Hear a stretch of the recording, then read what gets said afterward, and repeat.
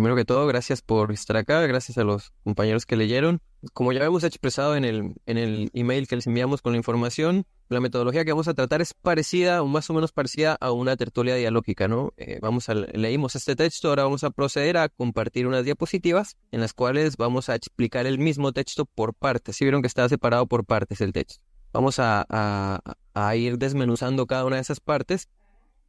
Bueno, mientras ponen las diapositivas, vamos a empezar diciendo que, como bien decía en el artículo que acabamos de leer, esta primera parte, este primer artículo es la mera introducción. Todavía no hemos hablado del materialismo político en sí. Hemos hablado de sus bases, sus fundamentos y muy superficialmente, muy resumidamente. Por eso el artículo termina precisamente diciendo que estos son los presupuestos básicos para abordar, entiéndase, abordar el materialismo político. O sea, en los próximos talleres sí vamos a entrar en el materialismo político y sí vamos a entrar en materia, como dice la expresión, el refrán. Pero hoy vamos a ver las cosas básicas que debemos tener en cuenta para antes de empezar a abordar como tal el materialismo político, aunque todo esto sea parte del materialismo político, porque sin esto no se puede entender. Así que bueno, taller Fundamentos del Materialismo Político. Primero, introducción. ¿De qué hablamos cuando hablamos de materialismo político? Bueno, el materialismo político principalmente es una filosofía, como decía el texto. Es una concepción filosófica, un mapa mundi del mundo que tiene como pilares fundamentales el materialismo histórico de Marx, el materialismo de Bueno y la escolástica atomista. Cabe apuntar aquí que toda filosofía que ha tenido un desarrollo potente, en la historia, por lo general, ha tenido siempre tres pilares fundamentales. Bueno, les decía, el materialismo político en un principio consistía la fusión de la filosofía, la concepción materialista de la historia de Marx. Cabe aclarar que Marx nunca la llamó así. Eso fue un nombre que le puso posteriormente Engels con la filosofía, la concepción materialista de la historia de Bueno. Pero como les decía, toda filosofía que ha tenido un desarrollo potente en la historia, por lo general ha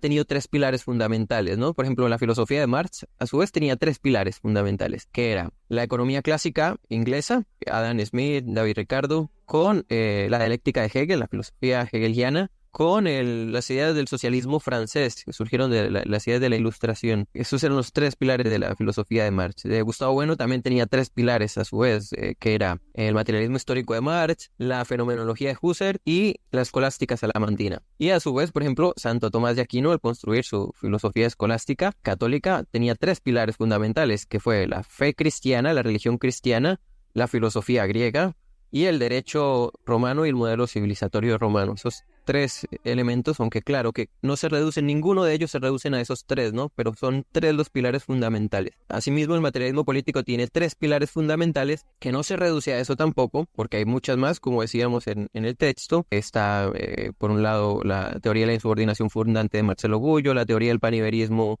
de Durantes Prados, la filosofía del capital de Marzoa, la escuela de cibercomunismo, Diego Fusaro por un lado, muchos autores que nutren, Hernández Arregui por otro lado, que nutren también esta concepción filosófica. Así que bueno, partimos de esto. El materialismo principalmente es una filosofía, un mapamundi, una manera de entender, interpretar y transformar el mundo. Y aquí ya empezamos teniendo diferencias con los marxistas ortodoxos, quienes consideran que la filosofía ya fue superada por Marx y que el método dialéctico de Marx, que así era como Marx le llamaba a su método dialéctico, a su filosofía lo llamaba un método dialéctico, les consideran que es una ciencia, pero como decíamos en el texto, nosotros operamos por el método apagógico.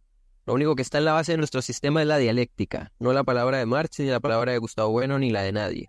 Sencillamente tenemos en cuenta todas las tesis que van saliendo al paso y optamos por la más coherente, por la que tenga más compatibilidad por la realidad o la que menos contradicciones tenga. Y en ese sentido, Marx nunca construye una teoría o una definición de lo que es la filosofía, de lo que es el razonamiento, ni una teoría nociológica, que es una definición de qué es la ciencia, qué hace la ciencia y cómo se construyen o cómo se obtienen las verdades científicas. Eso no lo hace Marx. Marx entiende la filosofía como ideología, porque eso era lo que hacía la filosofía en su época, el idealismo alemán, como una apariencia, como una maleza, un velo que encubre tras una apariencia de la realidad. Mientras que Gustavo Bueno sí construye una teoría nociológica, que es su obra maestra, el cierre categorial. tiene varios tomos, igual que El Capital es la obra maestra de Marx, que tiene varios tomos, que El Capital de Marx es una obra ante todo filosófica.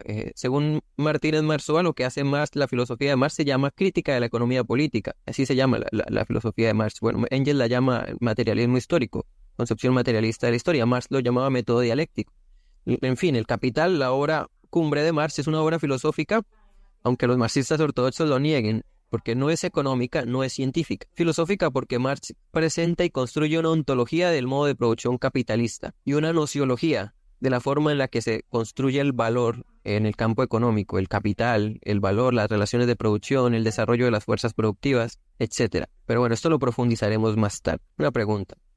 No es exactamente el mismo del método pedagógico jurídico, es filosófico, que es un método dialéctico, pero el método pedagógico jurídico es más como una reducción al absurdo, ¿no? El método pedagógico que nosotros usamos es filosófico, y en filosofía se entiende como la tesis más potente que pueda presentarse, la explicación más potente de la realidad o del fenómeno que queramos explicar.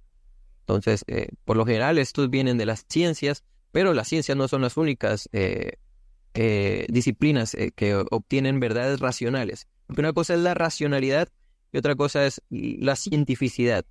Eso es algo que, por ejemplo, Marx suele entender como lo mismo, por eso llama su método científico. Pero no, racionalidad no es lo mismo que cientificidad, porque, por ejemplo, incluso hay muchos tipos de racionalidad, eso lo sostiene Gustavo Bueno en el cierre categorial. La científica es solo una más de ellas y no se puede menospreciar otros tipos de racionalidad porque no es racional hacerlo. El mismo método científico utiliza verdades que no se obtienen de manera racional, que no se pueden obtener mediante el mismo método científico. Por ejemplo, la física teórica, por ejemplo, el álgebra. Pues ustedes saben cómo, bueno, no existe un método científico tampoco, existen varios métodos científicos. Eso lo veremos más adelante a profundidad también, cuando veamos el cierre categorial. ¿Qué bibliografía para profundizar eso? La teoría del cierre categorial de Gustavo Bueno, precisamente. Eso lo veremos incluso más adelante. Bueno, el materialismo político es la superación dialéctica de un método de razonamiento sistemático que tiene su origen en Platón. Ahí está, ahí vamos a ver a 7 filósofos principales. Primero de ellos fue Platón. Decimos que el padre de la filosofía es Platón porque fue el que construyó el primer sistema filosófico claro, explícito. Claro que muchos no hubiera podido hacerlo sin Sócrates, sin Parménides, sin Tales, sin Anaxímedes, sin Heráclito y sin todos los presocráticos, todos los que lo precedieron. Algunos dicen que el padre de la filosofía es Sócrates, otros dicen que el padre de la filosofía es Tales de Mileto. Nosotros consideramos que el padre de la filosofía es Platón porque fue el primero que construyó un método claro en su obra El Sofista, y él lo hace precisamente oponiéndose a los sofistas. Él dice, vamos a construir un método para establecer la diferencia entre un verdadero filósofo y un falso filósofo. Un falso filósofo al que denominó el sofista, un sofista. Por eso su obra se llama El Sofista. Entonces él es el primero que construye un método, claro, que basado en todo el desarrollo filosófico que hubo previo a él. El que construyó el método como tal fue Platón. Repito, no lo hubiera podido hacer sin Sócrates, sin Parménides, sin Tales. Por ejemplo, Tales fue uno de los primeros que consideraba o que intentó dar explicaciones racionales a los fenómenos del mundo, alejándose de las explicaciones mitológicas. Un aporte valiosísimo. También Pitágoras un poco, aunque lo de él era más místico, era una mezcla de mística con religión, con filosofía, ¿no? Y él decía que todo era número y trataba de explicar el mundo mediante los números y las matemáticas. Bueno, sin todo ese desarrollo previo, claro que no hubiera podido Platón construir lo que construyó, pero el que construyó el método, claro, fue Platón y lo dejó escrito. Y desde ese método partimos, de la distinción que hace Platón de un verdadero filósofo de un falso filósofo. De ahí que, por ejemplo, Hermesilla diga que Platón, que todo lo que han hecho los filósofos después de Platón son solo notas al pie de página de su obra. Porque claro, podemos rastrear o seguir un hilo desde este método que construye Platón hasta nuestros días. Y lo podemos resumir con 7 filósofos principales, que se superaron sucesivamente uno tras otro, siguiendo el mismo método que construyó Platón, hasta llegar a nuestros días. Por eso decimos que también que nuestra filosofía, la filosofía que estamos viendo, es la filosofía más avanzada de la historia, por lo menos del mundo hispano. No sabemos en el resto del mundo qué se esté haciendo en este mismo momento, pero para nosotros esta es la filosofía más avanzada de la historia, literalmente es la vanguardia de la filosofía y del pensamiento. ¿Por qué? Que Aristóteles superó a Platón siguiendo el mismo método que Platón construyó, le hizo críticas duras, Por ejemplo, cuando Platón habló del mundo de las ideas, Aristóteles decía, bueno, el mundo de las ideas, yo nunca estuve ahí, ¿no? Yo solo conozco y decía que decir que las ideas son modelos y que todo lo demás les está implicado significa pronunciar palabras huecas y expresarse con metáforas poéticas. Era duro Aristóteles con Platón y lo superó usando el mismo método que Platón. Aquí, por ejemplo, ya revelan los primeros rasgos materialistas de la filosofía de Aristóteles. También en Platón podemos encontrar rasgos materialistas, aunque ellos son idealistas. Esto es algo que también vamos a ver a lo largo de los talleres, que en todas las filosofías idealistas se van a poder encontrar rasgos de filosofía, de materialismo. Y en todas las filósofos materialistas también se van a encontrar rasgos de idealismo. En Marx se pueden encontrar, en Lenin también. Por ejemplo, Lenin decía que las ideas no eran materiales. Entonces, ¿qué son las ideas, no? En materialismo y empirocriticismo lo afirma Lenin. Si las ideas no son materiales, entonces, ¿qué son? ¿Espirituales? Nosotros afirmamos que todo lo que tenga como base la materia, todo con lo que se puede operar es material, pero no en el sentido de que sea material físico, sino materia física, sino que es materia porque la palabra materia viene de su raíz etimológica de madera. Y se refería porque se podía transformar, se podía, no sé, era algo que era moldeable y con lo que podíamos operar. Nosotros consideramos materia todo lo que podamos operar, sea tangible o intangible, pero todo con lo que se puede operar, por ejemplo, los números, las ideas, son materiales. ¿Y qué es operar con ellos? El principio básico, eso lo vamos a ver también a futuro más a profundidad, se lo digo así como por un esbozo superficial.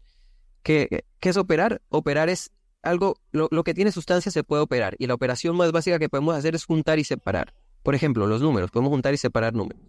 Podemos juntar y separar ideas. Un sueño, por ejemplo, un sueño no tiene materia física, pero nosotros podemos juntar sueños a lo largo de los sueños, los últimos sueños que hemos tenido, no sé, en el último año, y establecer un patrón, o separar un sueño, ¿no? La mitad, sus partes, su inicio, cómo se desarrolla. Podemos juntar y separar, aunque no podamos tocarlo como tal. Lo mismo, por ejemplo, la idea de Dios. Nosotros no podemos operar con Dios, por eso decimos que no existe, no, ni con los ángeles. O sea, ¿quién puede operar a Dios? Dividir un Dios, sumarlo con otro Dios. O sea, no podemos operar con Dios, pero podemos operar con la idea de Dios y cómo se relaciona el ser humano con la idea de Dios. Por eso no decimos que Dios no existe. Nuestro ateísmo no es un ateísmo que niega la existencia de Dios, sino que niega la esencia. Eso también lo veremos más adelante. O sea, no nos preocupamos mucho por decir que demostrar la existencia o la inexistencia de Dios, sino decimos que es una idea contradictoria como un círculo cuadrado, que es imposible, es contradictoria la idea misma. Así que bueno, pues eso son ideas metafísicas, con lo que no se puede operar, lo que no tiene sustancia. Así que bueno, nosotros por eso no somos marxistas ortodoxos. Por eso Gustavo Bueno decía también que el materialismo histórico de Marx es tan importante que no asimilarlo es como ser precopernicano. Porque él se consideraba marxista, pero no marxista talmudista, en el sentido de que el aporte que hizo Marx a la historia del pensamiento y de la filosofía es imprescindible. Pero como decía Gustavo Bueno, yo soy tan marxista como aristotélico o como tomista. Y Marx también lo era. ¿Por qué? Como Aristóteles. Aquí les digo, están los 7, como pueden ver. Les recomiendo ver lo que está en la diapositiva. Estos son los 7 filósofos en los que nos fundamentamos principalmente, o sea, siguiendo el hilo dialéctico de cómo se han superado uno tras otro, cuantitativa y cualitativamente. Platón fue superado por Aristóteles, quien a su vez fue superado por Santo Tomás de Aquino, quien a su vez fue superado por Spinoza, y quien a su vez fue superado por Hegel, por Marx, por Gustavo Bueno, hasta llegar al presente. Bueno, también cabe apuntar a lo que dije hace un rato, que el mismo Marx decía no ser marxista, según Engels. Bueno, por eso nosotros en el materialismo político somos principalmente materialistas, no somos ni gustavobuenistas, ni armesillistas, ni marxistas ortodoxos, o sea, somos tan marxistas como somos espinosistas, como somos gustavobuenistas, como somos aristotélicos, porque el mismo Marx también lo era. Marx también era aristotélico, tomista. Bueno, en ese sentido, el materialismo político es una herramienta de estudio, comprensión y sobre todo de transformación de la realidad. Para transformarla hay que entenderla lo más exactamente posible. Porque como decía Marx, no se trata solo de interpretar la realidad, sino de transformarla. Hay esa cita que dejamos al final del artículo, que decía Marx, los filósofos no han hecho más que interpretar al mundo, lo que se trata es de transformarlo. Esa cita hay que matizarla, porque de cierto modo todos los filósofos también han tratado de transformar el mundo. Por eso fue que juzgaron a Sócrates, porque estaba influyendo en la sociedad de su época. También por eso juzgaron a Platón, Aristóteles, por ejemplo, influyendo en Alejandro Magno. Ahí estaba transformando también el mundo.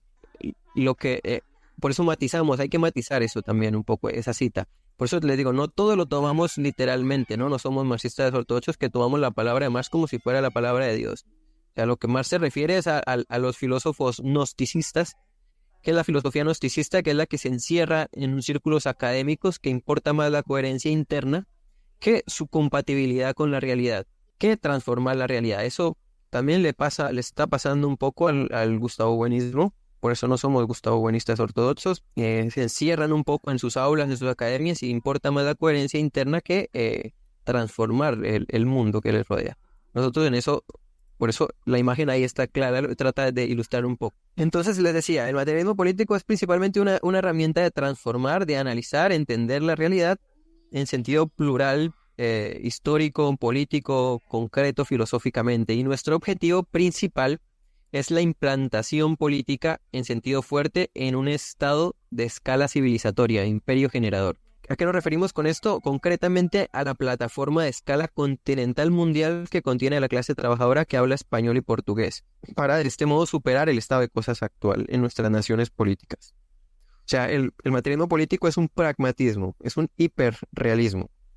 Eso significa ser radicalmente materialista. Cuando hablamos de ser radicalmente materialista nos referimos a eso, a ser pragmáticos, a ser hiperrealistas. También cabe aclarar cuando hablamos de plataformas continentales civilizatorias, ¿de qué hablamos, no? Habría que distinguir aquí brevemente, porque eso lo vamos a ver a profundidad también más adelante, que diferenciar estado de civilización. Un estado es un país soberano, reconocido como tal en el orden internacional, asentado en un territorio determinado y dotado de órganos de gobierno propios. Por ejemplo, Colombia es un estado, Perú es un estado, México es un estado, El Salvador, Guatemala son estados. Pero no son una civilización en sí, son parte de una civilización. La civilización sería la civilización iberófona o hispánica. Hay estados que son estados-civilización, y la mayoría de estados son parte de una civilización. ¿Y qué es una civilización? Una civilización es una forma o un conjunto complejo de instituciones que comparten elementos antropológicos, sociológicos, lingüísticos, religiosos, políticos y etcétera en común, y que suele ser construido a partir de una acción imperial anterior. Por ejemplo, el único civilización que hoy conocemos hoy como tal, que existe hoy como tal, es la República Popular China. China es un estado-civilización. ¿Por qué? Porque es un estado, pero a su vez es una civilización misma en sí. Nosotros somos una civilización fragmentada en varios estados. Nosotros consideramos que, bueno, también la India podría considerarse quizás también otro estado-civilización, aunque también está Bangladesh, que hace parte de la misma civilización. Pero también la India podría considerarse. Nosotros consideramos que hay rápidamente, esto lo vamos a profundizar después, cinco civilizaciones, principales en el mundo. Claro que cada una tiene sus periferias, pero las 5 bloques de escala continental civilizatorias son similares a las plataformas, a las capas tectónicas, son plataformas continentales, pero ya civilizatorias, o sea, algunas son intercontinentales, son la civilización anglosajona, que es de cúmene protestante. Son los países que hablan inglés: Estados Unidos, Inglaterra, Canadá, Nueva Zelanda, Australia. Ellos son estados, ellos sí están unidos por la Commonwealth, la comunidad de naciones de habla inglesa. Ellos sí se ven como una civilización y siempre sí están unidos. Nosotros no nos unimos de la manera en la que ellos se unen. Antes, al contrario, nosotros ahí podemos ver la diferencia entre el norte y el sur. Estados Unidos, nosotros aquí en el sur somos estados separados. Ahí ya se puede ver un poco el origen de nuestro subdesarrollo, ¿no? Lo contrario a lo que los italianos llamaron el resurgimiento en español, que es cuando ellos se unificaron. Nosotros apuntamos a un resurgimiento iberófono. Otra civilización sería la ecúmene musulmana, los del Islam, que bueno, el principal país de estos es Indonesia, el más grande, pero están todos los países musulmanes, son parte de una civilización propia, aunque tienen unas lenguas que la mayoría son compatibles entre sí, pero tienen varias lenguas. Otra civilización es la ruso-eslava, de ecúmene ortodoxa que son, bueno, son los países, Rusia es el principal país de ellos, pero todos los países que hicieron parte de la Unión Soviética están ahí también, Georgia, Lituania, Letonia, Kazajistán, Ucrania, son una misma civilización, también están separados en estados, aunque tienen un estado grande que es Rusia. Otra civilización, China, como ya les dije, el único estado de civilización unificado o mayoritariamente unificado. Y ellos mismos se entienden también así como una civilización, no solo como un estado, sino una civilización. Y bueno, estamos nosotros, la civilización iberófona de ecúmene católica, la China es de ecúmene sino-confuciana. Eh, y pues estamos nosotros. También podría decirse que la India, que es de ecúmene dármica, budista un poco, y bueno, y la de nosotros, que es de ecúmene católica, la civilización iberófona, que bueno, ya esto los que han seguido el Mesías ya saben bien cuáles son los países. Sí. Bueno, retomando, el objetivo del materialismo político es ser la filosofía políticamente implantada en sentido fuerte en la civilización iberófona. Un ejemplo de lo que es una filosofía políticamente implantada es, por ejemplo, el marxismo. El marxismo ha sido la única filosofía materialista que ha sido políticamente implantada, o sea, a nivel político desde un Estado, descendentemente, desde el poder político. En el siglo pasado fue la filosofía que gobernó casi la mitad del mundo. Con la Unión Soviética, Yugoslavia, China, Vietnam, ya con esos países es la mitad del mundo. En la actualidad solo nos queda China y Vietnam con esta filosofía implantada políticamente, es decir, desde el poder político. ¿Qué entendemos por filosofía? Porque ya decimos que el materialismo político es una filosofía, claro. Siempre vamos a definir previamente lo que estamos hablando. ¿Qué entendemos por filosofía?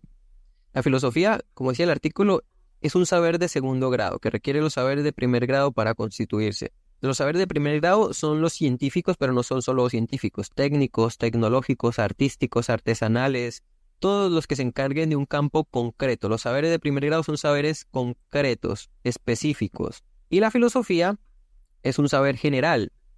Bueno, siempre cuando hablemos de filosofía, hablamos de filosofías. También hay varias filosofías, en sentido plural. Solo que nos referimos en sentido filosofía como generalizándolo, pero hay que hacer la aclaración de que filosofía es en sentido plural. Y la filosofía y la ideología en la práctica hacen lo mismo, relacionar ideas. La filosofía se encarga de relacionar ideas. En la filosofía, una filosofía es la forma en la que relacionamos las ideas. La mayoría de las personas definen filosofía como amor al conocimiento. En las universidades vamos a encontrar eso muy común. Definen filosofía por su etimología.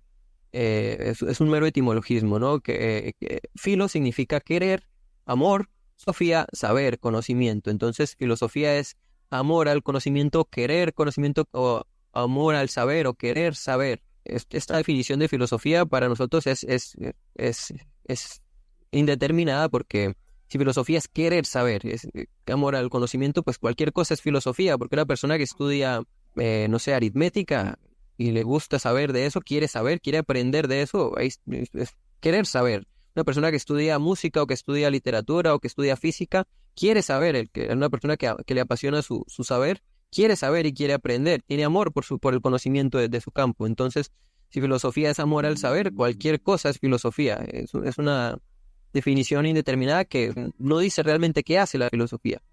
Y la filosofía, ¿qué es lo que hace? ¿Cómo surgió? Platón, cuando construye el primer método sistemático de razonamiento, lo define como la geometría de las ideas. Y él dice que toma como requisito previo el conocimiento de saberes de primer grado como la geometría. Por eso él en la escuela, en la puerta de su escuela, de su academia, puso un letrero que decía que no entre aquí el que no sepa geometría. Porque tomaba como requisito previo el conocimiento de la geometría para poder hacer filosofía. Sin geometría, sin conocer geometría, no sería posible hacer filosofía. Pero no solo la geometría, claramente, ese es el saber que él pone explícito, pero hay otros implícitos, por ejemplo, el lenguaje. Sin lenguaje no se puede hacer filosofía tampoco. El lenguaje es una tecnología. Después vamos a profundizar también en eso. Es un saber de primer grado. También es una construcción colectiva. La filosofía es una construcción colectiva también. La filosofía solo puede surgir en una sociedad política que ha tenido un nivel de desarrollo avanzado, de saberes de primer grado, como les decía, repito, la geometría, entre otros el lenguaje y otros saberes de primer grado. Y solo puede surgir la filosofía en una sociedad política donde haya habido cierto avance de estos saberes de primer grado. Después de decir qué es la filosofía, ya que definimos la filosofía como un saber de segundo grado, vamos a tener en cuenta, vamos a mirar los criterios que debemos tener en cuenta a la hora de evaluar o de estudiar una filosofía. Los criterios que tenemos en cuenta, según el artículo, siguiendo el artículo, no, alguien quiere hablar. Si tiene una pregunta, hable ahora. Bueno, buenas noches. Bueno, Me llamó la atención cuando usted se refería a la China como una civilización-estado. Bueno, y hacías énfasis en que no sucede lo mismo como por ejemplo, con Ecuador, ¿no? Llegas a esa conclusión porque los chinos, bueno, siendo una civilización milenaria, ¿no? O sea, han tenido varias batallas, guerras, ¿no? A lo largo de su historia, pero no han tenido un proceso de conquista como si lo tuvo, por ejemplo, América Latina, ¿no? Pues llegaron los españoles y en que un proceso de 230 años, si no me equivoco, nos marcaron con el idioma, con sus costumbres, etcétera. Pero no sucede lo mismo con los chinos. Entonces, desde ese punto de vista... Sí sucede lo mismo con los chinos. La dinastía Qin fue la dinastía que unificó a China. China no era una misma, no es un mismo pueblo. Hay más de 100 idiomas que se hablan, más de 100 lenguas oficiales en China, y es una pluralidad, es un mestizaje solo que de pueblos orientales, que tenían muchos reyes, muchos reinos, Claro. solo que fue a nivel continental, no intercontinental. Pero sí hubo una acción imperial. Claro, entiendo, es que ese es el punto. O sea, claro, hubieron varias injerencias, por decirlo de alguna manera, ¿no? De otros pueblos, pero eran todos partes en este caso, Asia, ¿verdad? O sea, acá, cuando llegan los españoles, hay un choque de culturas completamente distintos, ¿no? O sea, acá creo que manejábamos los quipus, por ejemplo, ¿no? Y ellos traen un idioma ya escrito, etcétera. Entonces, es un choque muy distinto. Y desde esa perspectiva, diría que por eso el desarrollo de la China, ¿no? O sea, hasta el punto de hoy en día ser una de las economías, ser la primera economía, ¿no? Porque ya pasó, ya relegó a segundo plano a los Estados Unidos. Diría que es por eso, ¿no? Porque a pesar de que hubo esta conquista, ¿no? Hubo esta influencia de otros pueblos, pero eran todos partes de esta zona geográfica. ¿Sí me explico? Pero ser parte de una misma zona geográfica no significa nada. Por ejemplo, el imperio, la civilización ruso-eslava también es una pluralidad.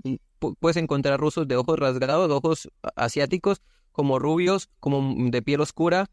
O sea, Rusia también es la civilización ruso-eslava también es una pluralidad de pueblos. Lo que pasa es que entiendes a los chinos como una uniformidad solo por su rasgo, o no sé, por sus ojos rasgados, pero dentro de esa misma pluralidad de pueblos había muchas incompatibilidades entre ellos. Solo que se requirió de una acción imperial anterior que unificara un montón de diversos pueblos que hablaban distintas lenguas, tenían distintas costumbres, tenían distintas creencias. Y lo principal que une a un pueblo, a una civilización, como le digo, son elementos en común de carácter sociológicos, lingüísticos, religiosos.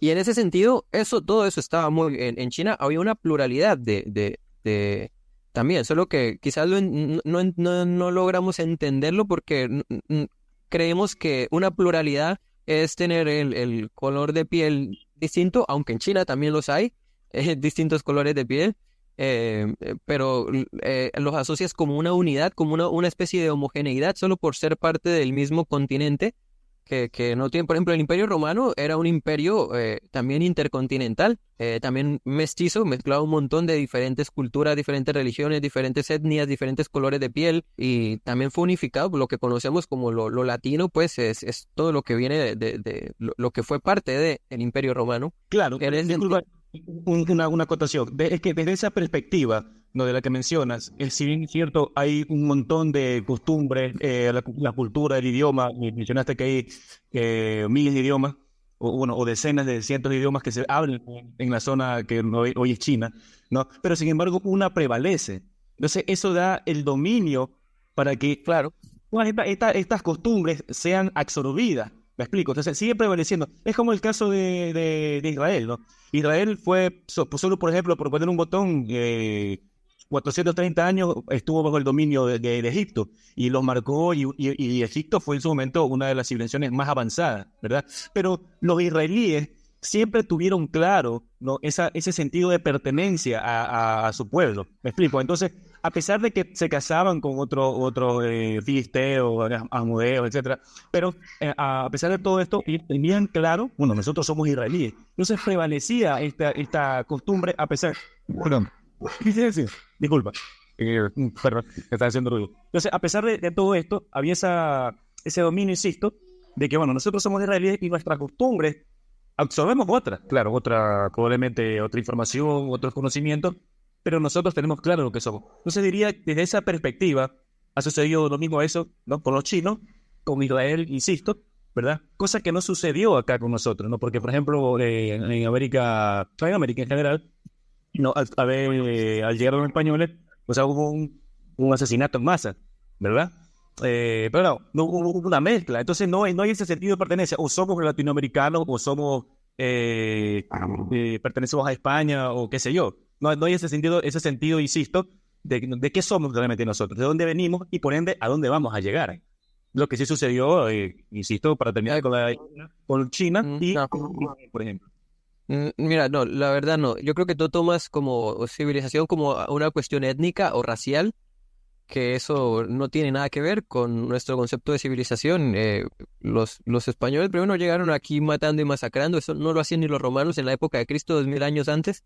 Ya creo que los españoles llegaron aquí haciendo eso. Te recomiendo leer a historiadores, por ejemplo, en Colombia, a Pablo Victoria, que explica cómo fue la conquista del nuevo reino de Granada por Gonzalo Jiménez de Quesada, cómo llegó cómo atravesó el Magdalena desde Santa Marta hasta Bogotá, hasta el altiplano cundiboyacense. Y te digo, de no ser por los indígenas, él ni hubiera sobrevivido. Él llegó y había una diversidad de pueblos indígenas que estaban en guerra, en conflicto también entre ellos. Unos los recibieron hostilmente, unos se los comieron, a la mitad de sus hombres se los comieron, otros los ayudaron, los recibieron como aliados y establecieron alianzas con unos indígenas que estaban en guerra contra otros indígenas. Y al establecer alianza contra unos indígenas, pero primero, aquí no estamos saliendo ya del tema, pero bueno, lo voy a hacer brevemente. Se unieron con unos indígenas y contra otros indígenas y ganaron el bando de los indígenas que se unieron a los españoles. En ese sentido, sí hubo guerras, hubo muertes, en toda guerra hay muertes. En toda conquista hay muertes. En la unificación del imperio chino también por la dinastía Qin hubo guerra con otras dinastías y hubo muertes. Todo eso ha pasado. Y también el imperio Inca, cuando conquistaba, iba civilizando también y lo hacía por la fuerza. Lo mismo el imperio Mexica, que también conquistaba, aunque ellos no iban como tal civilizando, sino depredando. El imperio más avanzado que había en este continente era el imperio Inca, y muchos de los herederos de la corona inca se aliaron a los españoles precisamente, como fue la guerra cuando, por ejemplo, Pizarro llegó al Perú, a lo que hoy es el Perú, estaba en guerra Huáscar y Atahualpa, y el bando de Huáscar se alió a los españoles contra el bando de Atahualpa, y eso fue así. O sea, no fue el conflicto de América no fue españoles contra indígenas, sino fue un grupo de indígenas aliados a los españoles contra otros indígenas. Así que bueno, todas las muertes y guerras que les quiera atribuir a los españoles fueron cometidas también por los mismos indígenas que eran aliados de esos españoles, que eran mayoría. Los españoles eran unos cuantos miles, los indígenas eran millones. Los españoles a lo mucho supusieron el 5%, cuando se unieron a otros, el 100%, el 95% era indígena. La capacidad armamentística que tenían, por ejemplo, versus acá lanzas, ¿no? Y qué sé yo, una daga versus armas de fuego que ya manejaban los españoles. O sea, por ejemplo, hoy en día... Usaban arcabuces, y suponer que los españoles eran, me parece racista pensar que los españoles eran tan superiores y los indígenas tan inferiores que solo podían ser masacrados y humillados impunemente por un grupo de unos cuantos miles contra millones. Eso me parece que es una concepción bastante racista y negrolegendaria, y no es apegada a la realidad, porque un arcabuz se tarda 2 minutos en recargar, mientras que tú puedes lanzarle 100 flechas. Y además desconocían el terreno, o sea, sin conocer, en un terreno extraño, en un clima extraño, sin conocer el terreno, o sea, sin la ayuda de los indígenas, la alianza, precisamente no hubieran podido ni sobrevivir. Es que no hubieran ni sobrevivido. Lee las crónicas de Gonzalo Jiménez de Quesada, ni hubiera sobrevivido, de no ser porque tuvo ayuda de muchos indígenas. Pero nos estamos saliendo del tema. Si quieres podemos profundizar esto más adelante. Sí, porque es un tema muy complejo, ¿no? Y bueno, hay puntos de vista que podemos diferir, pero está bien, hay que continuar con la clase. Que en todo caso, podemos en otra ocasión seguir con esto. Sí, bueno, gracias. Seguimos. ¿En qué entendemos por filosofía? Filosofía, como les decía, es un saber de segundo grado que requiere los saberes de primer grado para constituirse. Los saberes de primer grado, como decía, son científicos, técnicos, tecnológicos, artesanales. La filosofía y la ideología en la práctica hacen lo mismo, relacionar ideas. Pero la ideología lo hace de manera asistemática, intuitiva, espontánea, mientras que la filosofía tiene que tener como requisito los saberes de primer grado. Por ejemplo, para hablar de historia tiene que basarse en fuentes, en historiadores. Para hacerlo, la ideología es relacionar ideas sin un método claro, como diciendo como que me contaron el teléfono roto, o como entiendo esto por esto. Los criterios a la hora de estudiar una filosofía, los criterios a tener en cuenta rápidamente porque ya nos queda muy poco tiempo. Si es sistemática o sistemática. Sistemática se refiere a si construye un orden metodológico y racional, no irracional. Metodológico racional para organizar las ideas, o si en cambio no se usa ningún método claro ni ningún sistema, sino que se relacionan ideas, como decía ahorita, de manera intuitiva, espontánea, desorganizada, desestructurada. A eso es a lo que nos referimos con el gran aporte que hizo Platón. Así como existe un método para aprender inglés, como decía en el texto, un método para aprender a tocar el piano, un método para todo, hay métodos para aprender a pensar, pero eso nunca nos los enseñan. Nunca nos enseñan un método para aprender a pensar. Lo que nos enseñan en la escuela, en los colegios y en las universidades como filosofía, en realidad es pura filología. ¿Qué es la filología? Es leer textos difíciles sin tratar de interpretarlos. Eso es lo que nos dan. En la escuela nos dan un texto ahí re difícil y nos dicen, interpreten qué dice ahí. Y eso no es filosofía, eso es filología. Y la gente no entiende la diferencia entre filosofía y filología, por eso mucha gente le tiene pereza y odia la filosofía, y por eso los filósofos desprecian a las ciencias, no las tienen en cuenta, y por eso los científicos hacen filosofía creyendo que hacen ciencia, porque no entienden la diferencia entre filosofía y ciencia. Entonces hay métodos, hay sistemas para pensar, para ordenar lógicamente nuestras ideas, nuestros pensamientos, y para eso hay que partir entendiendo la diferencia entre una idea y un concepto. Si uno no tiene clara la diferencia entre una idea y un concepto, como les decía en el texto, es descarrilar en el primer kilómetro. Aquí hay un ejemplo más o menos de lo que es un pensamiento ordenado, no es lo mismo un diagrama de flujo que tener ideas ahí desordenadamente en la cabeza y decir una y otra cosa sin saber cómo hilarlas, ¿no? Esto es a lo que nos referimos con un método o una estructura para pensar. Espero que todos vean las diapositivas. Bueno, si es materialista o idealista, ese es el segundo criterio a la hora de estudiar una filosofía. ¿Y qué es materialista o idealista? Se refiere a si responde a alguna exigencia de compatibilidad con la realidad o está fantaseando con ideas que remiten a cosas inmateriales, metafísicas y reales. Distinguimos filosofía materialista e idealista en tanto que la concepción sistemática de la realidad que se propone no puede existir sin una realidad física corpórea. Negamos la metafísica en tanto que negamos metafísica es lo que afirma que existen cosas inmateriales, es la sustancialización de lo que no tiene sustancia, eso lo veremos a futuro a profundidad. Negamos la metafísica en tanto que negamos la existencia de una realidad abstracta, inmaterial, ideal o imaginaria que tenga alguna autonomía independiente del mundo físico corpóreo. Negamos que exista una realidad metafísica inmaterial o un mundo de las ideas sobre el cual no se puede operar de alguna manera con el mundo físico corpóreo, como les decíamos. Para que algo exista tiene que tener sustancia. ¿Y qué es sustancia? ¿Qué tiene sustancia? Lo que se puede operar. Por ejemplo, no necesariamente, no partimos del criterio empiricista o fisicalista, ¿no? Como solo lo que es físico, corpóreo, lo que podemos tocar, lo tangible, ¿no? Lo que podamos operar. Los números, por ejemplo, no tienen masa, pero existen porque podemos operar con ellas.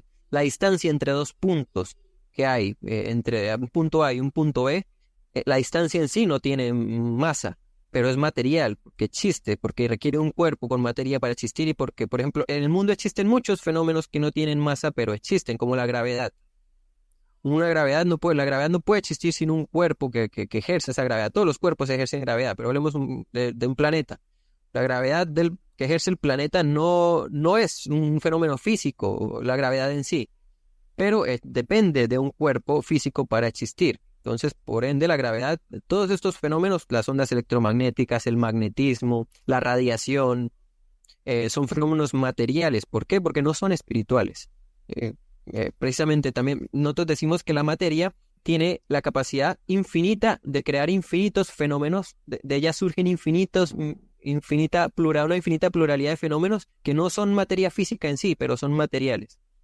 El materialismo surgió como oposición al idealismo, porque pensar siempre es pensar contra algo, decía, bueno. Y aquí también hay que aclarar una cosa. Popularmente el materialismo tiene una connotación negativa, ¿no? En el ámbito común o vulgar o popular, como se quiera decir. Por ejemplo, hay gente que lo usa como sinónimo de interesado, de ambicioso, que alguien que solo le importa el dinero, los bienes. Y el término idealista, por el contrario, tiene popularmente una connotación positiva, como sinónimo de virtud, de soñador, de tener ideales o de tener ideas. Bueno, en filosofía nada tiene nada que ver lo que se dice en filosofía el materialismo nada tiene que ver con lo que él se dice popularmente y el idealismo tampoco. No tiene nada que ver con lo que él se dice popularmente. El idealismo, por ejemplo, en filosofía es la corriente filosófica que dice que la realidad es una mera manifestación de las ideas. Eso es el idealismo. Que la realidad, o sea, que existe un mundo aparte de las ideas del mundo que, no sé, ustedes tienen enfrente un celular, un computador, o tienen enfrente una manzana o un vaso con agua. El idealismo dice que existe el agua porque existe la idea de agua. Hay un mundo en el que existe la idea de agua y entonces por eso es que existe el agua. Eso es lo que dice el idealismo. Aunque hay dos tipos de idealismo, el idealismo subjetivo y el idealismo objetivo. El del Platón, por ejemplo, era el idealismo subjetivo, que decía que el mundo físico, o sea, el agua que tienen enfrente, está totalmente separado del mundo de las ideas y es imperfecto. Mientras que el de Aristóteles es un idealismo objetivo que dice que el agua está conectada con el mundo de las ideas, o sea, y que se puede conocer la idea de agua conociendo el agua misma, o la idea, por ejemplo, una manzana, es más fácil. Existe la manzana porque existe la idea de manzana. Entonces yo ya que no puedo acceder directamente a la idea de manzana, estudiando y conociendo la manzana es que puedo acceder a la idea de manzana. Eso es lo que sostiene el idealismo en filosofía. Contra esto es que se postula Marx y construye el materialismo histórico y dice que no, es al revés, le da la vuelta a eso. Dice, si existe la idea de manzana es porque existe la manzana física y al conocer esta idea al conocer esta manzana es que surge en la mente del hombre la idea de manzana. O sea, los idealistas estaban buscando el muerto río arriba. Así que bueno, y popularmente también materialista, como le decía, tiene una connotación negativa porque la gente cuando habla de materia no se sabe de lo que habla, ¿no? No saben bien de lo que están hablando. Por ejemplo, tienen muchas expresiones que dicen que cuando hubo pérdidas, que solo se perdieron cosas materiales. No, por suerte no se perdió la vida y que la vida no es algo material. O por ejemplo, cuando dicen se trajo material de trabajo, material audiovisual, ¿a qué se refieren concretamente? O cuando perdió una materia, una asignatura del colegio, o cuando traje material sonoro para este taller de hoy, o material audiovisual, ¿a qué se refieren, no? Entonces, como que todo el mundo usa la palabra materia, material, entrar en materia, pero no saben muy bien de lo que están hablando, como que tiene cada uno un significado distinto. Bueno, nosotros definimos la materia como la realidad misma. Todo lo real es material y todo lo material es real, pero no en el sentido físico corpóreo, como les decía. Eso sería un materialismo vulgar o grosero. Eso sería decir que lo material es solo lo que es físico, tangible. Eso es lo que se entiende académicamente como materialismo vulgar o materialismo grosero, sino que decimos que las ideas son tan materiales como los cuerpos que las contienen, porque no son espirituales, porque hay fenómenos de la realidad que existen y que son materiales aunque no tengan materia física en sí, como, les repito, las ondas electromagnéticas, la gravedad, la distancia entre dos puntos, la radiación, los números, el magnetismo. O sea, existen una infinidad de fenómenos que no tienen cuerpo físico y aún así existen. La gente se hace un montón de ideas y se empieza a alucinar con la idea de que la conciencia, que es la conciencia, que no se puede tocar y que existe y que no sé, y se empiezan a crear un montón de explicaciones místicas para eso, pero es tan difícil de entender como entender que en la materia emergen infinidad de fenómenos que no son físicos, pero existen y son tan materiales porque sin materia no pueden existir. O sea, nosotros tenemos conciencia porque tenemos un cerebro, tenemos neuronas que permiten que exista y un cuerpo que permite que exista la conciencia, aunque no se reduce a eso también, claramente. Materialista o idealista creo que quedó claro acá. El tercer criterio para evaluar una filosofía es si es crítica o acrítica. ¿A qué se refiere con eso? Es preguntarse si examina críticamente las ideas con las que trabaja o las asume como presuponiendo que se sabe de lo que se habla, sin cuestionar su fundamento, origen, significado, desarrollo histórico, coherencia, compatibilidad con la realidad. Para tener claras las ideas hay que tener claros los conceptos de los que surgen esas ideas. Y para eso hay que definir qué es un concepto y qué es una idea, que lo vamos a hacer a continuación. Pero lo que es crítica es prácticamente esto, no presuponer que se sabe de lo que se habla. Esto lo vamos a ver todo el tiempo en los talleres. Siempre que hablemos de algo vamos a tratar de definir previamente qué estamos hablando. Por ejemplo, dijimos que el materialismo político es una filosofía. Hubiera podido arrancar ahí a explicar qué es el materialismo político, pero no, estoy definiendo previamente qué es una filosofía. Y cuando estaba explicando una filosofía, dije que la filosofía trabaja con ideas y las ciencias con conceptos. Es un saber de primer grado, de segundo grado, que se basa en los saberes de primer grado, que son las ciencias. Y que los saberes de primer grado trabajan con conceptos y los saberes de segundo grado con ideas. Pero entonces ahí tengo que definir qué es una idea, qué es un concepto, porque si doy como por presupuesto que ya se sabe de lo que se habla, de que ya todo el mundo sabe qué es una idea y qué es un concepto, pues ahí ya no nos vamos a entender, porque cada persona tendrá una definición o una concepción distinta de lo que es una idea y lo que es un concepto. Por ejemplo, la mayoría de la gente cree que una idea es la representación mental que tengo de algo, ¿no? Entonces, la idea de manzana. Una idea es una representación mental, pero no podemos definir a ideas solo o representaciones mentales porque se queda corto, porque un concepto también es una representación mental de algo. Porque si no, ¿qué es? Entonces, una representación de en dónde está, si no es en la mente de algo. Entonces, si definimos una idea como una representación mental, entonces todo es una idea. Entonces, todo, ideas y conceptos son lo mismo, ¿sí? Por eso hay que definir siempre críticamente se refiere a esto. Siempre vamos a partir críticamente de lo que hablamos, todo. Nunca vamos a dar por presupuesto que sabemos algo. Siempre que vamos a hablar de algo, vamos a partir definiendo previamente de lo que estamos hablando, y a veces para definir previamente una cosa hay que definir 5 más. Entonces hay que echar un retroceso, por eso, bueno, eso es un poco más complejo, pero bueno, es indispensable para entender y para saber pensar. Entonces, bueno, vamos a partir ahora a explicar qué es una idea y qué es un concepto. Los conceptos. Un concepto es un referente categorial, específico, concreto. Es lo que surge, como decía, el hombre es un animal que no puede existir sino produciendo. El hombre, a medida que produce y transforma la realidad, va estudiándola, va transformándola. A medida que la estudia, va surgiendo, la va conociendo. Y a medida que la conoce, van surgiendo conceptos, que los conceptos son 3 cosas. Ahora lo veremos más adelante. Son referenciales, términos y operaciones. Y las ideas, por su parte, es la forma en la que relacionamos los conceptos. Entonces, aquí está el ejemplo. El concepto de fuerza, que es usado por distintos saberes. La fuerza gravitatoria de la física, la fuerza sísmica de la geología, la fuerza muscular de la gimnasia o de la biología, la fuerza productiva de la economía, la fuerza militar de la politología, de la política, la fuerza de la fe, de la religión o de la teología. Son saberes de primer grado. Pero entonces, son conceptos. Fuerza de la fe es un concepto, fuerza sísmica es otro concepto. Y como los saberes de primer grado son saberes concretos, específicos, un saber de primer grado no sirve para explicar otro saber de primer grado. Es decir, con el concepto de fuerza sísmica de la geología, yo no puedo explicar la fuerza militar de la política. O sea, no tiene nada que ver el uno con el otro, aunque pudieran tener algún tipo de relación el concepto, pero no tiene nada que ver con... No puedo explicar la fuerza productiva de un país en términos de la fuerza sísmica de la geología. Es estar, como decimos en Colombia, MFP, meando fuera del pote. Por eso un concepto no sirve para explicar a otro. Pero a medida que relacionamos estos distintos conceptos, ¿qué tienen en común la fuerza sísmica, la fuerza de la fe, la fuerza militar, la fuerza de gravedad, la fuerza productiva, todos estos conceptos, surge la idea de fuerza que los relaciona a todos ellos. Entonces buscan los parecidos, las semejanzas, lo que tienen en común, lo que tienen de diferente, y al relacionar todos estos conceptos de fuerza es que surge la idea de fuerza. Entonces una idea no es un saber específico ni concreto, sino es un referente transconceptual, interconceptual, que relaciona los conceptos. También se puede usar con cualquier otra idea. No todos los conceptos construyen ideas, pero por ejemplo la idea de libertad también surge de los conceptos de, por ejemplo, libre albedrío de la teología, de esclavo o liberto, o hombre esclavo, hombre libre de la política, el concepto de caída libre de la física, la libertad de expresión del derecho, libre comercio de la economía, libre mercado. Es decir, yo no puedo explicar la caída libre de la física en términos de libre comercio de la economía, ¿no? Aunque tengan la palabra libre ahí los dos, pero no son intercambiables estos dos. No puedo explicar el uno con otro porque, repito, los saberes de primer grado son específicos, concretos, trabajan con conceptos. La filosofía es un saber general que trabaja con ideas, y las ideas surgen de los conceptos, de la relación que hacemos entre estos distintos conceptos. Podemos ver cómo de los saberes de primer grado surgen los saberes de segundo grado. Miren, por ejemplo, en la primera imagen, ahí está un herrero, tiene los conceptos de templar, dureza y yunque. Esos son los conceptos siempre, son términos, operaciones y referenciales. ¿Qué es una operación? Templar, martillar, golpear. ¿Qué es un término? Dureza o maleabilidad. ¿Y qué es un referencial? Es lo que refiere a algo, lo que hace referencia a algo, un yunque, un martillo.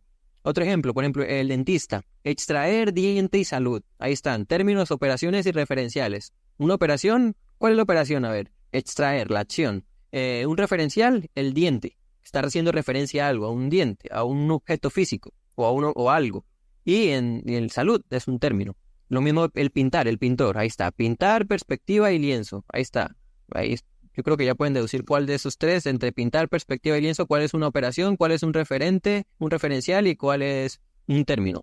Esos son los conceptos. Y al relacionar los conceptos, la filosofía relaciona los conceptos, al relacionar los conceptos surgen ideas, aunque no de todos los conceptos surgen ideas. Repito, no todos. Por ejemplo, el concepto de diente. Para que sea una idea tendría que ser usado por muchísimos saberes distintos y relacionado, pero no, el diente es el concepto del diente y ya está. No es que haya un diente para la física, otro diente para la geometría, otro diente para la aritmética, otro diente para la geología, no. No de todos los conceptos surgen ideas. Esto también hay que tenerlo claro. Las ideas son cuando hablamos de relacionar conceptos. Son referentes transconceptuales, interconceptuales, que rebasan a los conceptos.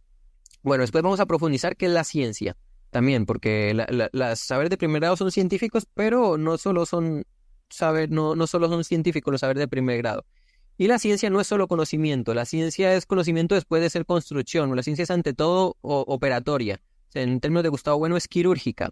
Siempre en la ciencia lo operatorio es anterior a lo cognoscitivo, es decir, lo operatorio es previo a lo intelectual. Antes de conocer, la ciencia opera. La ciencia no se puede definir como una simple descripción de conceptos o como una simple acumulación de conocimientos porque la ciencia es ante todo, antes de conocer, construye. La ciencia es un despliegue de operaciones más que un despliegue de conocimientos. Otra cosa es que la ciencia, como consecuencia de las construcciones que realiza, de las construcciones ontológicas materiales que realiza, adquiere unos conocimientos que alimentan de forma retroactiva las sucesivas y múltiples construcciones nuevas que lleve a cabo. Y la ciencia no se puede reducir al acto mental de un individuo, esto es importante, sino que exige un razonamiento compartido y verificado materialmente y formalmente.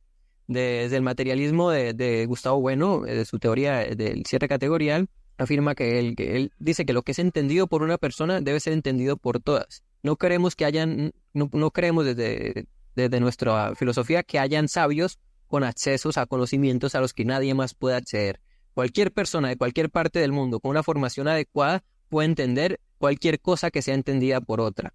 Claro que para esto es necesario que cuente con las condiciones materiales adecuadas, o sea, una buena alimentación, una buena formación para poder, un buen sustento para poder entenderlo, pero no creemos que hayan sabios iluminados con acceso a conocimientos a los que nadie más puede acceder. Por eso todo lo que es entendido por una persona debe ser poder entendido por otra. Entonces, porque la ciencia no se construye nunca en primera persona, no se pueden construir actividades científicas a partir de autologismos o de enunciados tales como yo creo que, yo pienso que, yo considero que. No, eso no somos subjetivistas, porque yo, por ejemplo, yo puedo pensar que la luna es de queso, yo puedo pensar que la tierra es cúbica, yo puedo pensar que el Imperio Romano no fue un imperio, o sea, y yo puedo pensar lo que yo quiera, pero la realidad es la realidad, independientemente de lo que yo crea.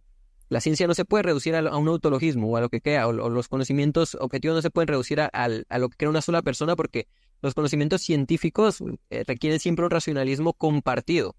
No necesariamente consensuado, porque pueden estar en discusiones algunas cosas. Por ejemplo, en la ciencia, la física, la astrofísica, la física clásica con la física cuántica, tienen ahí contradicciones, o también en biología o en psicología entre genetistas y evolucionistas hay contradicciones. O sea, no necesariamente siempre tiene que ser consensuado por todos, pero sí requiere un razonamiento compartido y determinado conforme a ciertos criterios materiales y a ciertos criterios formales. ¿Qué significa materialismo político? Aquí cabe aclarar que hay muchos tipos de materialismo. Hay varios materialismos, no uno solo. Pero bueno, hay que, como dice la diapositiva, el materialismo es la filosofía que niega la posibilidad de entes inmateriales y conciencias incorpóreas. Y materialista es toda corriente de pensamiento que tenga como sustrato la centralidad de la materia y de lo material. Otra definición es la que está ahí. Materialismo, posición filosófica crítica que considera a la materia como principio, origen y causa de todo lo existente. Repito, hay varios tipos de materialismo. A lo largo de la historia está el materialismo ontológico, el materialismo cultural de Martin Harris, el materialismo dialéctico de la Unión Soviética. El materialismo filosófico de Bueno se construye contra el materialismo dialéctico de la Unión Soviética. Es una oposición a ese materialismo, aunque reconoce que tiene algunas partes racionales y bastante poderosas, bastante potentes, pero tiene muchas partes irracionales. Por ejemplo, su monismo. Ellos consideran que todo está conectado con todo. Eso lo vamos a ver en talleres futuros, que no todo está conectado con todo, pero tampoco es que nada esté conectado con nada. Esos son el monismo y el atomismo. Eso lo vamos a ver a profundidad en el siguiente taller, si no estoy mal. Así que bueno, materialismo, a partir de decir que hay varios tipos de materialismos, ¿no? Marx a su vez también se basó para construir su materialismo en el materialismo ontológico de Feuerbach. Y Marx no fue el primero que usó la palabra materialismo, eso surge como 200 años antes de Marx, ya se usaba.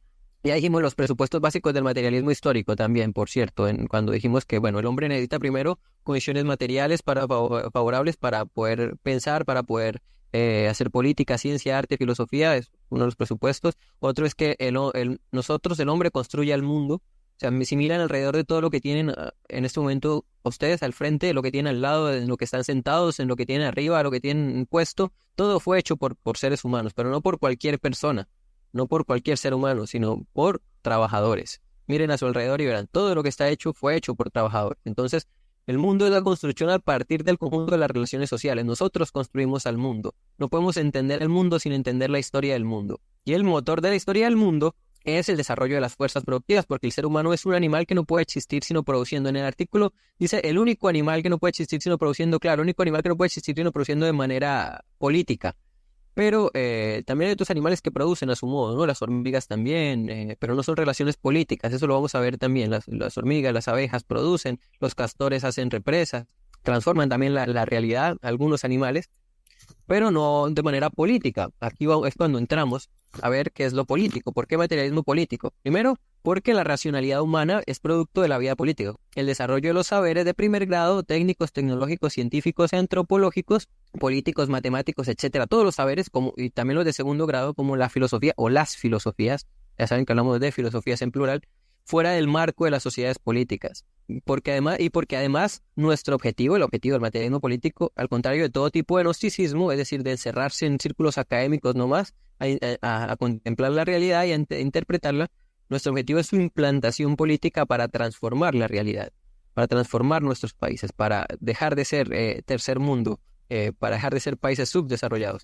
Y eso solo lo podemos hacer es siendo pragmáticos, entendiendo el mundo, cómo funciona el mundo, no como nos gustaría que fuera el mundo, sino como realmente funciona. Y para entender eso, bueno, es necesaria una filosofía radicalmente materialista, como la que nosotros estamos estudiando y proponiendo. Político porque la racionalidad humana es producto de la vida política. ¿Y qué es la vida política? También se preguntarán. Como les digo, hay que partir siempre no presuponiendo que se sabe lo que se habla. ¿Sí? Puedo decirles que es producto de la vida política y seguir avanzando, pero ahí van a quedarnos. ¿Qué es lo que es producto de la vida política? ¿Qué es la vida política? La vida política es todo lo que surge, lo que existe dentro de las sociedades políticas. ¿Y qué es una sociedad política? Una sociedad política es cuando los homínidos, los animales, alcanzaron tal punto de desarrollo que superaron la etapa prepolítica, prehistórica y llegaron a construir sus primeras sociedades políticas. ¿Y cuándo ocurre eso? ¿Cuándo hablamos de sociedad política y cuándo hablamos de sociedad prepolítica? La diferencia que hay entre sociedad política y sociedad prepolítica es la misma que hay entre historia y prehistoria. Cuando los homínidos alcanzaron tal nivel de desarrollo, lenguaje escrito, leyes escritas, instituciones heredables, ahí ya estamos hablando de una sociedad política. Cabe aclarar que hay tres tipos de sociedades políticas, bueno, varios tipos de sociedades políticas, preestatales, estatales, postestatales. Bueno, también estarían las supraestatales, pero eso ya no es como tal una sociedad política, sino una forma de unión. Pero bueno, las sociedades políticas, repito, es cuando hay leyes escritas, cuando hay instituciones heredables. ¿Por qué? Porque ahí es cuando estamos sometidos a las leyes como tal. Ya no, antes de eso, cuando no hay leyes escritas, las relaciones que hay son etológicas o prepolíticas. ¿Por qué? Porque estamos sujetos, como una manada de chimpancés, a la voluntad del más fuerte, del que más fuerza tenga. Esas son relaciones etológicas. Pero un chimpancé no tiene aduanas, no tiene leyes escritas, no tiene derechos, no tiene ejército, no tiene comercio. Por eso hay gente de los liberales, sobre todo hacen esta falacia y un naturalista que cualquier tipo de relación entre animales, cualquier tipo de manada lo consideran una sociedad. Porque ellos parten creyendo que el mundo siempre ha sido como es y por eso hablan de derechos humanos, derechos naturales. Nosotros decimos que los derechos humanos no existen, ni los derechos naturales, existen derechos políticos. Los derechos siempre son jurídico positivos, todo derecho es jurídico positivo. ¿Qué quiere decir esto? Que requiere de leyes escritas e instituciones escritas para existir. Es decir, te requiere de una constitución política, un congreso, unas instituciones como la policía, jueces, instituciones en general heredables que hagan cumplir esas leyes, porque las leyes no crecen en los árboles, los derechos no crecen en los árboles, no están en la naturaleza. Por eso no todas las personas tienen derechos, y también hay que distinguir también aquí entre persona y humano. No todos los humanos son personas, ni todas las personas son humanos. ¿Por qué? Porque la persona es una categoría diferente a la categoría, repito, recuerdan que hablamos de las categorías, los saberes de primer grado son categoriales específicos, no son equiparables los unos a los otros. Humano es una categoría biológica, persona es una categoría política, jurídica. no son intercambiables. Por eso no todas las personas son humanas, ni todos los humanos son personas. ¿Por qué? ¿Cómo explicamos esto? Se pueden confundir. A ver, en la antigüedad un esclavo no era considerado persona, porque persona es una categoría jurídica, no biológica. Un esclavo es un ser humano, pero no es una persona, porque es solo persona cuando una sociedad política lo reconoce como persona, es decir, le da derechos. Otro ejemplo, un feto, un embrión. En la mayoría de los estados, un feto no es una persona, aunque es un ser humano, aunque las aborteras o los feministas nieguen que es un ser humano.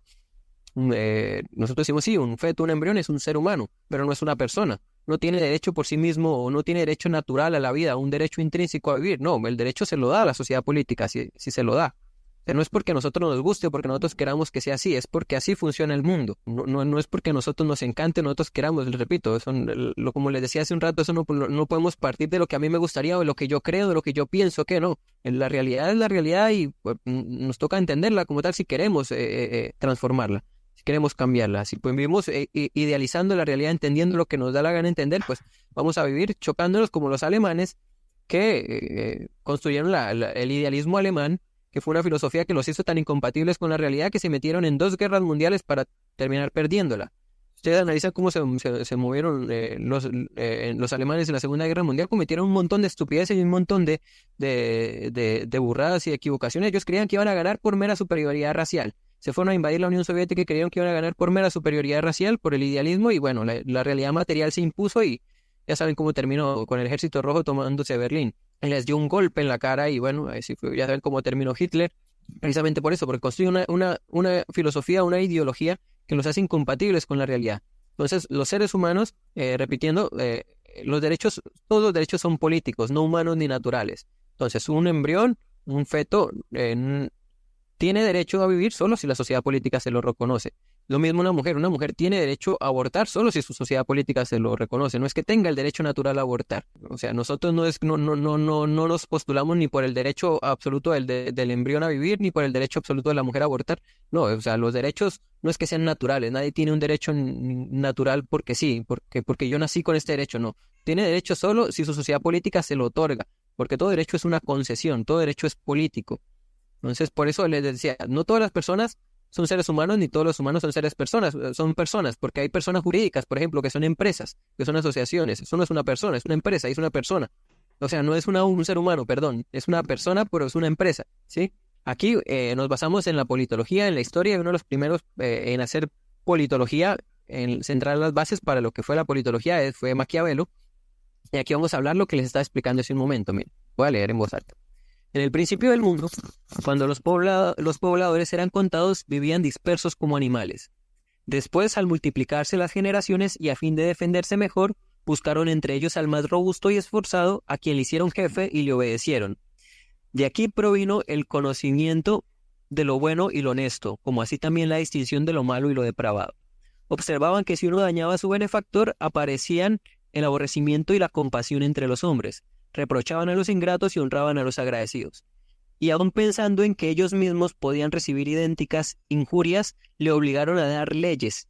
Esto es importante, le obligaron a dar leyes y a ordenar el castigo a quien las quebrantara. De esta forma se tuvo la noción de justicia. Después, en caso de elegir príncipe, no buscaron al más vigoroso, sino al más prudente y justo. Aquí está hablando del origen prácticamente de la sociedad política. De pasar de sociedad prepolítica, desde un principio cuando los pobladores eran contados, vivían dispersos como animales. Después, al multiplicarse las generaciones, bueno, encontraron un líder, primero fue el más fuerte de la manada. Después surgieron leyes, pero leyes escritas, porque si nos sujetamos a las leyes solo de la voz, de lo que diga el líder de la manada, son relaciones etológicas y va a pasar entre generaciones como no hay un criterio objetivo para definir esas leyes, entonces nos vamos a someter a la voluntad y a la palabra de lo que diga el más fuerte. Y eso no es una sociedad política como tal. Eso son sociedades prepolíticas. Sociedad política es cuando hay leyes escritas e instituciones heredables, repito. De esta forma, bueno, se tuvo la noción de justicia, el quebrantar esas leyes. Y muchas veces, aunque haya gente que pueda, clases sociales que puedan violar esas leyes, que esas leyes son objetivas, ¿no? Y también hasta el líder de la sociedad política está sometido a esas leyes porque son objetivas y están escritas. Por eso es importante el lenguaje escrito. Es tan importante o más incluso que el lenguaje hablado. O sea, la aparición del lenguaje escrito fue lo que supuso el cambio de la prehistoria a la historia. Estamos hablando de historia cuando aparece el lenguaje escrito. Hay gente que dice que no, el 90% de la historia de la humanidad se perdió porque el ser humano existe desde hace 200.000 años, o sea, el Homo sapiens existe desde hace 200.000 años, pero solo tenemos registros escritos desde hace poco más de 6.000 años. No, pues eso, lo que hay antes de eso, pues no es historia, es prehistoria.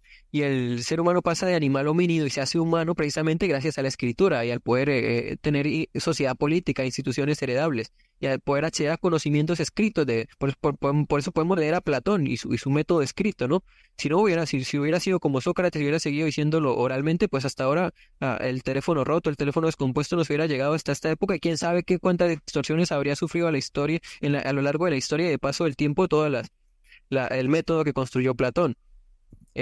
Por eso el lenguaje escrito es tan importante y por eso hablamos de sociedad política solo cuando hay lenguaje escrito y instituciones heredables y también la distinción entre sociedad política estatal, preestatal, posestatal una sociedad política estatal es cuando el Estado surge cuando surgen las fronteras, cuando un Estado se encuentra con otro Estado, establecen una frontera, hacen comercio o hacen la guerra. Eso es en términos de materialismo político que después lo vamos a ver, sería la capa cortical del Estado, sus fronteras. Y antes de eso son sociedades políticas preestatales. Hay gente que asume Estado como sinónimo de sociedad política. Pudiera entenderse, pero hay que siempre especificar, por eso decimos somos críticos con todo, hay que hablar, es que hay que definir previamente lo que estamos hablando. Una sociedad preestatal es una sociedad política con leyes escritas, instituciones heredables, pero sin fronteras definidas con otros estados, entre otros estados.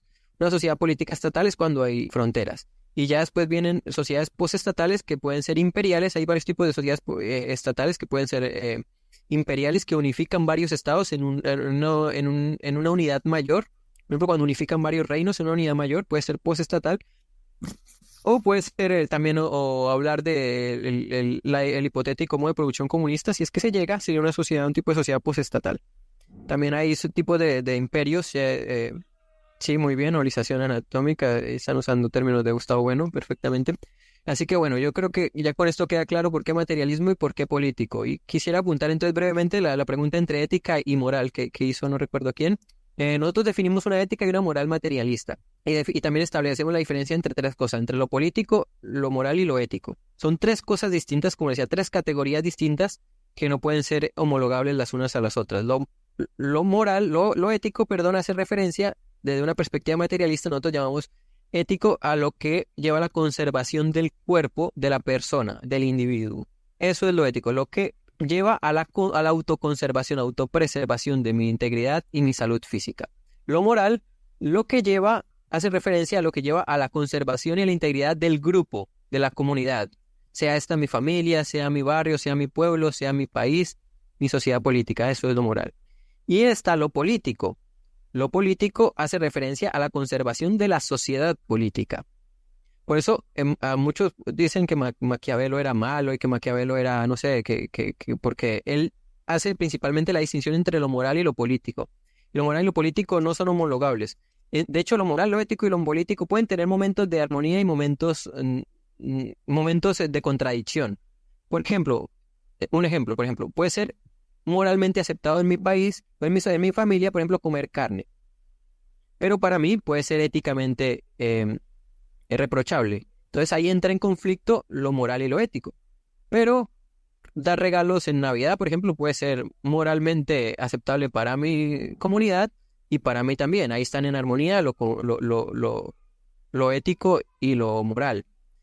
Pero cuando hablamos de lo político, del Estado, los asuntos de Estado, siempre lo político tiene que estar por encima de lo ético y lo moral, aunque puede tener momentos de armonía con lo moral y con lo ético. Pero debe primar siempre lo político porque habrá momentos en los que no esté en armonía o no entre en contradicción con lo ético y con lo moral. ¿Y qué pasa ahí cuando entra en contradicción lo político, lo ético y lo moral? ¿Qué debe primar en un asunto de Estado? Debe estar primeramente lo político. ¿Por qué? Porque cuando prima lo ético o lo moral es el fin de la sociedad política. Y lo político debe buscar siempre la conservación de la sociedad política. Si no, pues sería la extinción. Por ejemplo, hay gente que quiere gobernar a base de la ética, como en Argentina Milei. Su ética le dice que el intervencionismo es malo y que solamente es bueno el libre mercado y abolir el Estado. Esos son sus criterios éticos y los quiere imponer como políticos. Y entonces quiere abolir el Estado y quiere acabar todo tipo de proteccionismo y es un fundamentalista del libre mercado. Y eso puede llevar a la destrucción de la sociedad política. Eso pasó, por ejemplo, con Hitler o la Alemania nazi.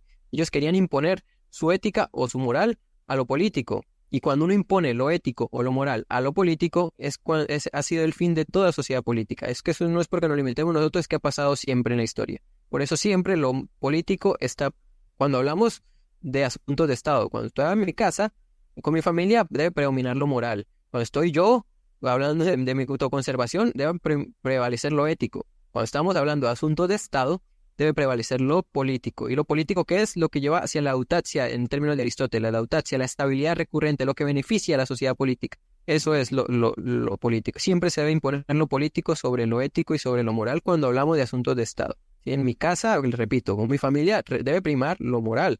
Y cuando estoy, por ejemplo, un ejemplo de cuando puede, o sea, un ejemplo de cuando debe primar lo ético. Hay gente que cree por el idealismo alemán en el imperativo categórico. Por ejemplo, que luchar siempre está mal, golpear a alguien o enfrentarse a alguien.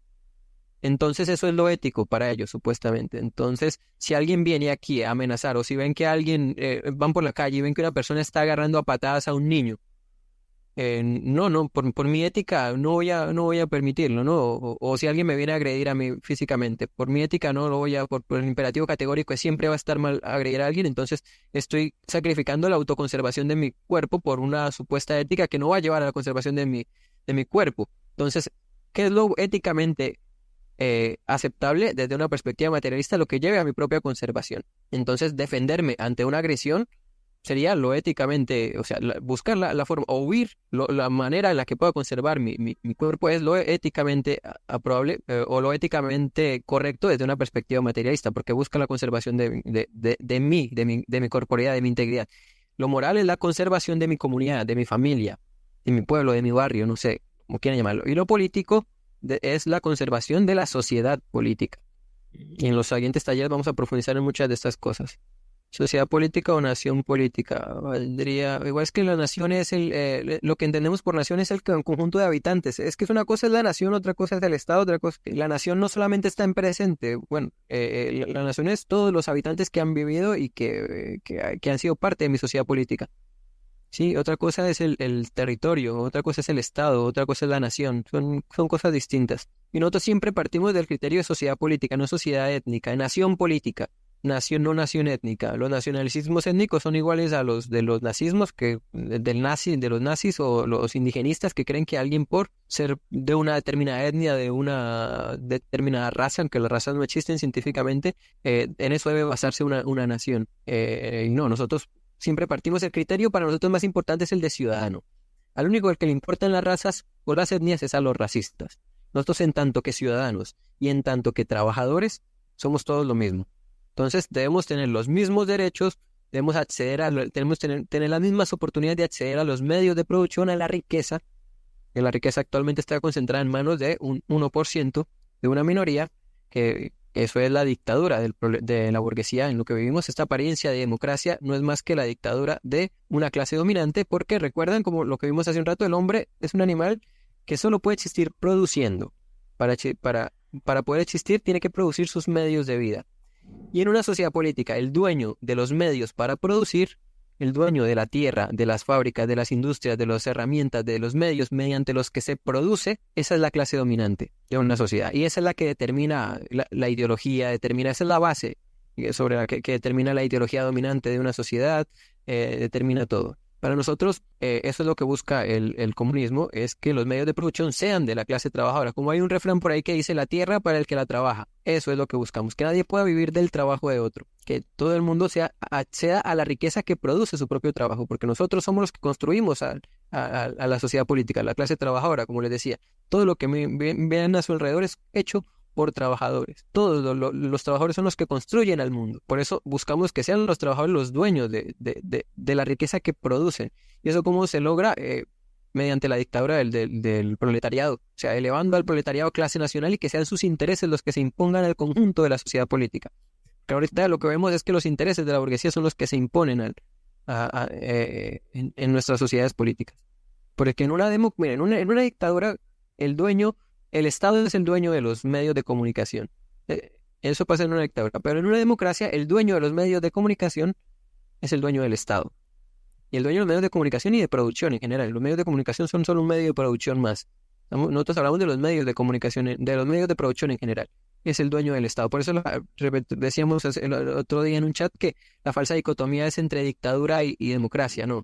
Nos quieren vender esta democracia liberal porque es el modo más fácil de manipular, porque saben que el dueño de los medios de comunicación, el dueño de los medios de producción en una democracia es el dueño del Estado.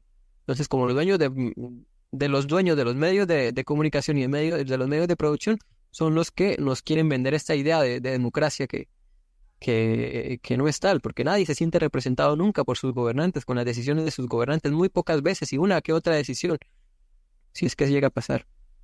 O sea, los derechos de los indígenas se aceptan en tanto que la sociedad política se los otorgue. Ellos son parte de una sociedad política y una sociedad política colombiana. Sí, o sea, los derechos existen solo si hay una constitución unas leyes escritas que los digan, que los expliciten e instituciones que los hagan cumplir. Si no, serían solo papel mojado los derechos. O sea, serían solo formales, no materiales. Requieren no solamente estar escritos, sino requieren también de instituciones que los hagan cumplir, porque si no son solo papel mojado y ya. No, a mí me gustó también, hubo pues, bastante interesante. En lo que sí de pronto me gustaría, bueno, a mí personalmente era pues, de pronto que hagan algún tipo de lectura pues, o para profundizar un poco más en estos temas, que puedan dejar pues, un poco más de bibliografía al respecto digamos, para podernos también entrarnos en discusión en el debate. Pero bueno, lo general, pues, estoy escuchando todo el rato y me gustó bastante. Bueno, muchísimas gracias. Decirte que al final de cada artículo ponemos la bibliografía en la que nos basamos y que, claro, muchas de estas cosas las vamos a profundizar a futuro. Esto es solo la mera introducción, lo que es la ciencia, lo que es la política, la politología, los fundamentos ontológicos, la ontología del materialismo político, todo eso lo vamos a profundizar, que es materia en sí. Vamos a definir bien las materias, las dimensiones de materialidad. Bueno, todas estas cosas vamos a ir profundizando de a poco. O sea, es que en una sola sesión no nos da abasto para hablar de todo. Sí, también si quieren profundizar, hay dos fuentes que les recomiendo sobre todo. Bueno, uno es el libro La Vuelta del Revés de Marx, de Santiago Armesilla, aunque les confieso que ese libro es un poco... O sea, yo la primera vez que lo leí no entendí ni la mitad de lo que decía. Y ahí lo he releído y para escribir este artículo lo volví a hojear y todavía tiene muchas cosas que son un poco difíciles de entender. Así que les recomiendo primero empezar con unos artículos que hay en la revista La Razón Comunista, que es de Vanguardia Española, que los escribió María Nutín, que es de Vanguardia Argentina. Se llama Introducción o Fundamentos Ontológicos o Fundamentos Básicos del Materialismo Político. Estos artículos también están...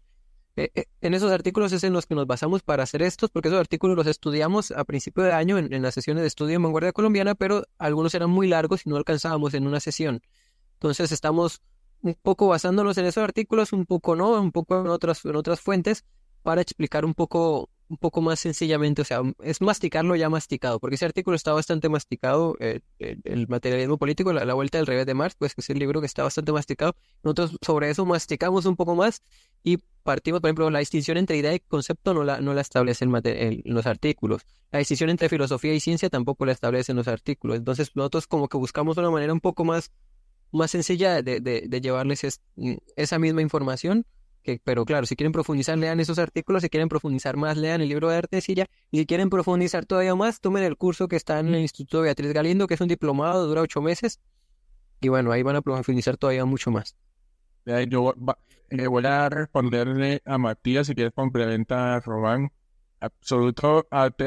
Algún absoluto temporal, no hay absolutos atemporales. O sea, todas las verdades son contingente histórica. Lo que es verdad hoy puede que no sea que no haya sido verdad en el pasado, y puede que no sea verdad en el futuro.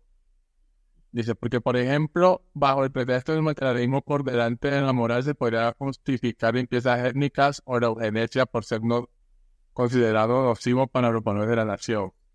O sea, para entrar en ese detalle, la nación tendría que tener legalizado la eugenesia y las limpiezas étnicas, y eso no existe en ninguna nación hoy en día. Pues de pronto en la Alemania nazi se podría haber estado legalizada la eugenesia, pero bueno, ya la Alemania ya no existe. Entonces no vamos a llegar a ese punto porque no tenemos ninguna sociedad política que en sus leyes tenga la genocidio, y tampoco es permitida la violencia. Incluso hay ciertas tecnologías con células madre y tal que ya han sido probados en algunos animales, pero en ningún país está permitido hacer esas cuestiones de células madre en humanos. Hay algunos tratamientos experimentales para cáncer y tal, pero no hay, desde el punto de vista legal y ético, esa permisión de hacer cualquier experimento pues con humanos. Incluso eso no se puede hacer ni con presos. Entonces no hay forma de llegar a lo que comentas, pues. Sí, yo quiero complementar eso. Primero, no hay verdades absolutas. O sea, la verdad siempre es objetiva, concreta e histórica. Em, pero hablando de lo político, pues estás diciendo, entiendo que en la práctica y el materialismo van delante de la moral per se, pero ¿no existe algún absoluto atemporal? No. Lo único, o sea, no hay ninguna verdad absoluta atemporal. Pero, por ejemplo, Aristóteles define que el núcleo de lo política no es ni la democracia, ni la dictadura, ni la armonía, ni nada. El núcleo de la política, como tal, es la eutaxia de la sociedad. Es decir, ¿qué es la eutaxia de la sociedad? La estabilidad recurrente, lo que garantiza la conservación, la preservación de la sociedad política, y claramente para nosotros que somos comunistas es la mayoría, el bien común. Eso también eso es uno de los pilares de la escolástica católica, la escolástica atomista, que es uno de nuestros pilares, el bien común. El bien común es uno de los principales fundamentos, pues, de lo que consideramos que sea eutáxico para una sociedad. Entonces, en ese sentido, siempre debe primar el bien común y la estabilidad recurrente de la sociedad política. Gracias por asistir a todos. Buenas noches, gracias por venir.